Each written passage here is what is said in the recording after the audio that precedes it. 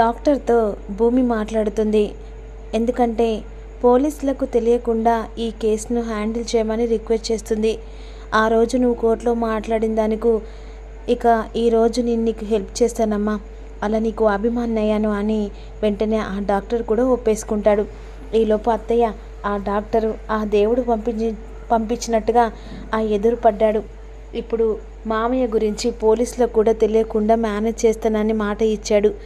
అయినా ఈ విషయం ఎవరికి తెలియకుండా మనమే చాలా జాగ్రత్త పడాలి. కానీ ఎన్ని రోజులమ్మా, ఎన్ని రోజులని కాదత్తయ్య, మామయ్య నిర్దోషని బయటపడేంత వరకు మామయ్యను ఎవరి కంట కనబడకుండా ఇక మనమే చాలా జాగ్రత్తగా చూసుకోవాలి అనే విధంగా భూమి అంటుంది. ఇక మరోవైపు హాస్పిటల్ ట్రీట్మెంట్ జరుగుతూ ఉంటుంది కదా కేపీకి. అదే సమయానికి ఇక శారద భూమి ఈ విషయం వాళ్ళకు తెలుస్తుందమ్మా, ఎందుకో నా మనసంతా ఏదో తెలియని ఆందోళన. అత్తయ్య మీరు ఏం కంగారు పడకండి, మామయ్య ఈరోజు మనకు ఆ దేవుడు చూపించిన దారి ప్రకారమే మామయ్య దగ్గరికి మనం చేరుకున్నాం. నీ బాధ ఆ దేవుడు కూడా భరించలేకపోయాడు అనే విధంగా ఇక్కడ జరుగుతూ ఉంటుంది కదా. అక్కడ మాత్రం ఇక అయ్యా మరి కార్యక్రమాలు దగ్గరుండి చేయాల్సింది ఎవరయ్యా, మరి వారిని కుండ పట్టాలి కదా, కుండ పట్టేది ఎవరయ్యా అనే విధంగా వచ్చిన చుట్టుపక్కల వాళ్ళు చరచంద్రను అడుగుతూ ఉంటారు. ఇంకెవరు, మా మేనల్లుడు చెర్రి అని ఈ విధంగా అంటుండగా వెంటనే చెర్రి నేనెందుకు, అయినా అన్నయ్య ఉన్నాడు కదా, అన్నయ్య చేత ఈ కార్యక్రమం జరిపిస్తాం. ఎందుకంటే నాన్న చివరి కోరిక అన్నయ్యతో అంత్యక్రియలు చేయించమని. ఏంటిరా ఏం మాట్లాడుతున్నావు, వాడి చేత అంత్యక్రియలు జరిపించడమా? చూసావా బావా, ఎంత చచ్చినా కూడా ఆయన కోరిక నెరవేర్చాలని చెప్పేసి వీళ్ళందరూ కంకణం కట్టుకున్నట్టున్నారు అని అంటుండగా, ఎవరు ఏంటి కంకణం కట్టుకోలేదత్తయ్య, అన్నయ్య చేత ఇది జరిపించాలని నాన్న ఎప్పటి నుంచో తన మనసులో మాట అనుకున్నాడు కాబట్టి ఈ విషయాన్ని అందరి ముంగట బయట పెట్టాను. వాడు గనుక ఇంట్లో అడుగు పెడితే నేను అస్సలు ఒప్పుకోను, ఎలాగైనా నీ చేతనే కొరివి పెట్టాల్సిందే అని చెప్పేసి చరచంద్ర అంటూ ఉంటాడు. అవును బావా, నువ్వు కరెక్ట్ చెప్పావు. ఎందుకంటే కేపీకి చెర్రీ దగ్గరుండి కార్యక్రమం జరిపించడం నువ్వు చెప్పింది కరెక్టే. అయినా ఇప్పుడు నా భర్త పోయిన తర్వాత నా కొడుకు చేతని కార్యక్రమం జరిపించాలి అనే విధంగా మీరా అంటూ ఉంటుంది. ఎందుకంటే ఇప్పుడు మీరా పరిస్థితి చూస్తే చాలా బాధగా ఉంది బావా, మీరను బాధ పెట్టకుండా ఈ కార్యక్రమం చెర్రీ చేత జరిపించాల్సిందే అని అంటుండగా వెంటనే భూమికి చెర్రీ ఫోన్ చేస్తూ ఉంటాడు ఈ విషయం భూమికి ఎలాగైనా చెప్పాలని. అప్పుడు వెంటనే భూమి ఫోన్ లిఫ్ట్ చేయడానికి కంగారు పడుతుంది. చెర్రీ నా గురించి అడగడానికి ఫోన్ చేస్తున్నాడేమో, ఇప్పుడు ఎలా అత్తయ్య అంటుండగా మళ్ళీ కాల్ చేస్తాడు. ఇక వెంటనే భూమి ఫోన్ లిఫ్ట్ చేస్తుంది. భూమి, పెద్దమ్మ నువ్వు ఎక్కడున్నారు, కనిపించట్లేదు, ఇక్కడ ఘోరం జరిగిపోతుంది. ఏంటి చెర్రీ, ఏం జరిగింది?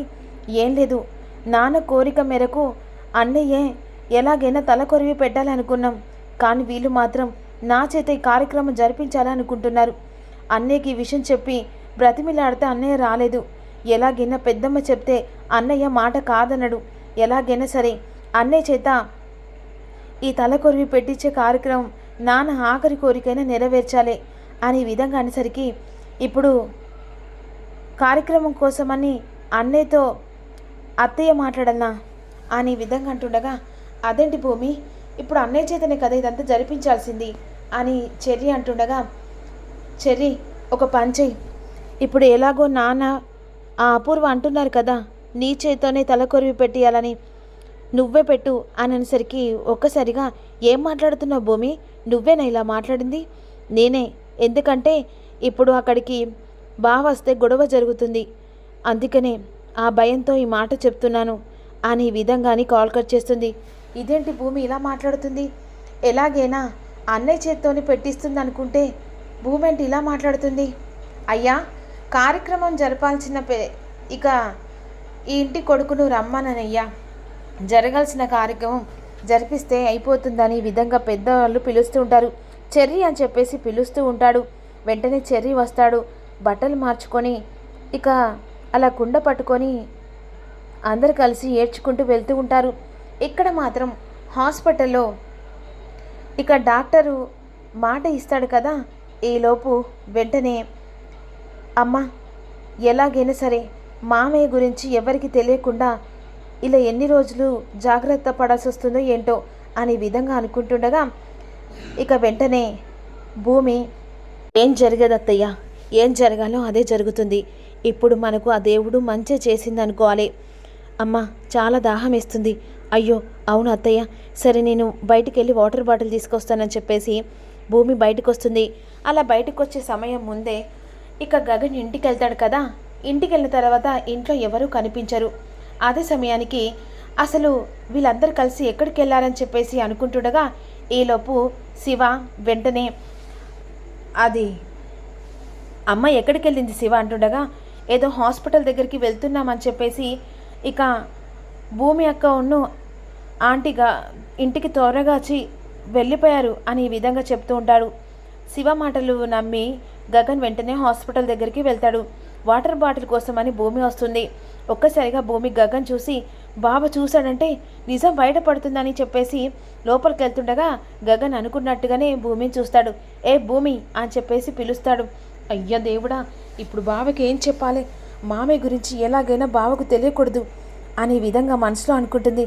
ఏంటి బావా, నన్ను చూడడానికి ఇక్కడ దాకా వచ్చావా? అయినా నా మీద ఇంత ప్రేమ ఉందా? యాపు అవును, నువ్వు ఇక్కడేంటి, హాస్పిటల్కి ఎందుకు వచ్చావు? అంటే బావా తలనొప్పి, కాలు నొప్పులు, ముఖం నొప్పులు వీటి కోసమని వచ్చాను బావా. ఏంటి నీకు తలనొప్పి కాలు నొప్పులా? అవి మనుషులకు వస్తాయి, నీకు రావు. ఏంటి బావా అలా మాట్లాడుతున్నావు? నేను నీ భార్యను బావా, నాకంటూ తలకాయ నొప్పి కాళ్ళ నొప్పులు రావా? అందుకే పెద్ద ఆసుపత్రిలో చూసుకుందామని ఇక్కడికి వచ్చాను అనే విధంగా ఇద్దరు కలిసి గొడవ పడుతుండగా ఇక వెంటనే సిస్టర్ శారద దగ్గరికి వెళ్తుంది. అమ్మ పేషెంట్కి మందులు కావాలమ్మా అంటుండగా అయ్యో నా కోడలు బయటికి వెళ్ళింది. ఓ అవునా అని చెప్పేసి సిస్టర్ భూమి కోసం బయటకు వస్తుంది. హలో మేడం, ఇక కృష్ణప్రసాద్ గారికి మందులు కావాలి, ఒక ఇంజెక్షన్ కూడా ఇవ్వాలి, త్వరగా వెళ్ళి మీరు అర్జెంటుగా తీసుకురండి అని చెప్పేసి గగన్ ముంగట ఆ సిస్టర్ కేపీ బండారం బయటపెడుతుంది. అదే కేపీ బ్రతుకున్న విషయం చెప్తుంది. ఒక్కసారిగా ఏమంటున్న సిస్టర్? అవునండి, పేషెంట్కి మందులు కావాలని చెప్తున్నాను, వెంటనే తీసుకురండి అని చెప్పేసి చీటీ భూమి చేతిలో పెట్టి ఆ సిస్టర్ వెళ్ళిపోతుంది. అసలు ఇక్కడ ఏం జరుగుతుంది, కేపీ బ్రతికుండడం ఏంటి అని అంటుండగా ఆవిడ వేరే వాళ్ళ గురించి చెప్పినట్టుంది బావా, నువ్వేరో ఆలోచనలు పడి కేపీ అని చెప్పేసి మామయ్య పేరు వినిపించేలా ఉంది. లేదు, ఆమె 2 సార్లు కృష్ణప్రసాద్ అనే పేరు చెప్పింది. అసలు ఏం జరుగుతుంది ఇక్కడ? అబ్బే ఏం లేదు బావా, నేను హాస్పిటల్కి తలనొప్పికను వచ్చాను. సరే తలనొప్పికి వచ్చావు కదా, లోపలికి పద అని చెప్పేసి గగన్ చేయి పట్టుకొని భూమిని లోపలికి లాక్కొస్తారు. ఏం లేదు బావా, ఆ సిస్టర్ తప్పుగా చెప్పింది, ఎవరికి టాబ్లెట్లు కావు, నువ్వు పొరపాటు పడుతున్నావు. అవునా, అసలు ఆ పేషెంట్ ఎవరో తెలుసుకుంటాను అని చెప్పేసి సిస్టర్ని అడుగుతారు. ఇప్పుడు నువ్వు చిట్టి ఇచ్చిన చూడు, ఆ పేషెంట్ ఎక్కడున్నారు అని వార్డ్ నెంబర్ చెప్తుంది. భూమిని మరీ చేపట్టుకొని లాకెళ్తాడు. వెంటనే కృష్ణప్రసాద్కు లోపల ట్రీట్మెంట్ జరుగుతూ ఉంటుంది కదా, కాస్త కోమాలకు వెళ్ళిపోతాడు. వెంటనే ఇక నెంబర్ తెలుసుకొని ఆ రూమ్లోకి డోర్ తీసి లోపలికి వెళ్ళేసరికి బెడ్ మీద కృష్ణప్రసాద్ కనబడతాడు. ఒక్కసారిగా కృష్ణప్రసాద్ చూసి గగన్ షాక్లో ఉండిపోతారు. మరి ఈ కథ ఎటు మలుపు తిరగబోతుంది అనేది రివ్యూలో తెలుసుకుందాం. మిస్ కాకుండా లైక్ కొట్టండి.